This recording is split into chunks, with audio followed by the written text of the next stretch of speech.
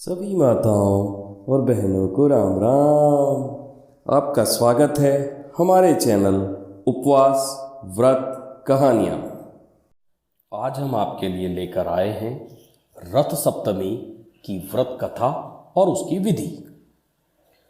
रथ सप्तमी माघ मास के शुक्ल पक्ष की सप्तमी तिथि को आती है, जिसे सूर्य जयंती, भानु सप्तमी, माघी सप्तमी, अर्क सप्तमी, अचला सप्तमी जैसे अलग अलग नामों से जाना जाता है। यह दिन इसलिए खास है क्योंकि रथ सप्तमी के दिन ही सूर्य देव का जन्म हुआ था। कहते हैं कि इस विशेष तिथि को सूर्य देव अपने 7 घोड़ों के साथ अवतरित हुए थे। रथ सप्तमी के दिन व्रत रखने और सूर्य भगवान की पूजा अर्चना किए जाने का विधान है।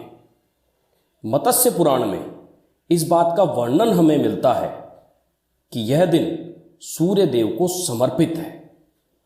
हिंदू धार्मिक मान्यताएं कहती हैं कि इस दिन व्रत का पालन करने से सुख समृद्धि और सौभाग्य की प्राप्ति होती है।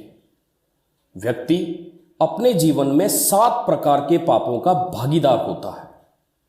ये पाप जाने अनजाने, मन से, वचन से, शारीरिक क्रिया के माध्यम से, वर्तमान जन्म और पिछले जन्मों में किए गए पाप हैं। रथ सप्तमी में नियमों का पालन कर व्यक्ति अपने पापों से छुटकारा पा सकता है। रथ सप्तमी से जुड़ी पौराणिक कहानी के अनुसार एक नगर में गणिका इंदुमती नामक महिला रहा करती थी। उसने अपने पूरे जीवन काल में कभी कोई दान पुण्य नहीं किया था और अब उसका अंतकाल बहुत नजदीक था। महिला चिंतित थी। वह अपनी समस्या लेकर मुनि वशिष्ठ के पास पहुंची और उनसे सारी बात बताई। महिला ने कहा, मैंने अपने जीवन में कभी किसी तरह का दान पुण्य नहीं किया है और अब मेरा अंत समय करीब है। कृपया मुझे मुक्ति प्राप्त करने का रास्ता बताएं। महिला की बात सुनकर मुनि वशिष्ठ ने हल्के तौर पर कहा कि माघ मास की सप्तमी तिथि को अचला सप्तमी के रूप में मनाया जाता है। इस दिन किया गया दान पुण्य हजारों गुना दान पुण्य के समान होता है। रथ सप्तमी के नाम से भी जाना जाने वाला यह दिन स्नान के लिए भी खास है। इस दिन पवित्र नदी में स्नान करने के पश्चात भगवान सूर्य को अर्घ दें और फिर दीपदान करें। व्रत का पालन करते हुए दिन में एक ही बार नमक का भोजन ग्रहण करें। गणिका ने वशिष्ठ गुरु द्वारा बताई गई हर नियम का पालन किया। व्रत रखे जाने के कुछ ही दिनों बाद गणिका ने अपना देह त्याग दिया।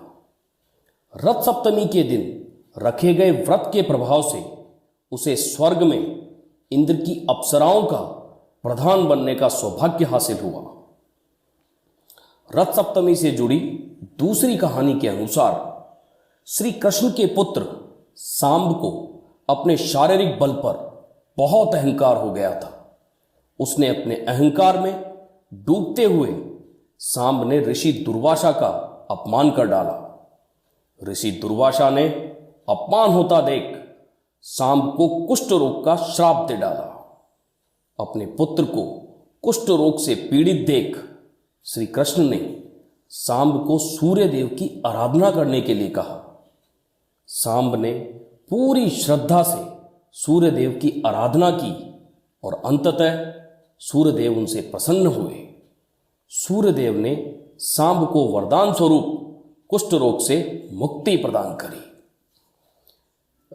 अब जानते हैं कि रथ सप्तमी के दिन क्या करें। ब्रह्म मुहूर्त में स्नान कर स्वच्छ वस्त्र धारण करें। सूर्य देव को सूर्य मंत्र का उच्चारण करते हुए अर्घ दें और व्रत का संकल्प लें। सूर्य देव के 12 नामों का जाप करें। अर्घ देने के पश्चात मिट्टी का घी से भरा हुआ दीपक जलाएं। अब घर के मंदिर में एक दीपक जलाकर आसन पर बैठ जाएं। सूर्य सहस्त्र नाम मंत्र का और गायत्री मंत्र का 108 बार जाप करने से शुभ फल और सौभाग्य की प्राप्ति होगी। सूर्य जयंती के दिन सूर्य यंत्र लॉकेट धारण करने से कुंडली पर से सूर्य के अशुभ प्रभाव समाप्त हो जाते हैं। इस दिन ब्राह्मणों को भोजन कराना और जरूरतमंदों को दान करना बहुत शुभ माना जाता है एवं सूर्य देव को भोग में चावल अर्पित किए जाते हैं। रथ सप्तमी के दिन व्रत का संकल्प लेकर सूर्य देव को अर्घ दिया जाता है। फिर पूरे दिन सूर्य मंत्रों का जाप किया जाता है। इस दिन घर में सूर्य देव के रथ वाली सुंदर और आकर्षक रंगोली बनाई जाती है। घर के आंगन में बड़े बर्तन में दूध को रख सूर्य की गर्मी से उसे उबाला जाता है और फिर उसमें चावल डालकर सूर्य देव को भोग चढ़ाया जाता है। और हाँ, अभी तक आपने हमारा चैनल सब्सक्राइब नहीं किया है तो तुरंत सब्सक्राइब करें।